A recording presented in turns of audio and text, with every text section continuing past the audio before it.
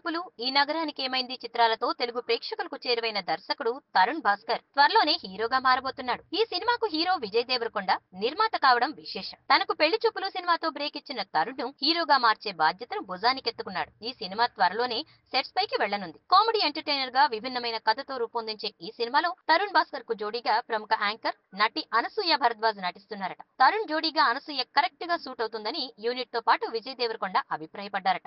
దాంతో అనసూయ ప్రాజెక్ట్ లో చేరనున్నారట. అయితే అధికారికంగా త్వరలోనే వెల్లడిస్తారనేది ఇన్సైడ్ టాక్. తరుణ్ భాస్కర్ హీరోగా నటించే ఈ చిత్ర కథ 4 క్యారెక్టర్ల మధ్య సాగుతుందట. తరుణ్ తో జోడీగా నటించే క్యారెక్టర్ తో మంచి రొమాంటిక్ సన్నివేశాలు ఉంటాయనేది తాజా టాక్. సో అనసూయ కన్ఫర్మ్ అయితే వారిద్దరి మధ్య కెమిస్ట్రీ వర్కౌట్ కావడం గ్యారంటీ అంటున్నాయి సినీ వర్గాలు. తన కెరియర్ కు మంచి బ్రేక్ ఇచ్చిన దర్శకుడు తరుణ్ భాస్కర్ ను హీరోగా మార్చబోతూ ఉండడం టాలీవుడ్ లో హాట్ టాపిక్ గా మారింది. ఈ వీడియోపై మీ విలువైన కామెంట్స్ ని మాతో షేర్ చేసుకోండి. అండ్ ఇంకో విషయం, సబ్స్క్రైబ్ చేయడం మర్చిపోకండి.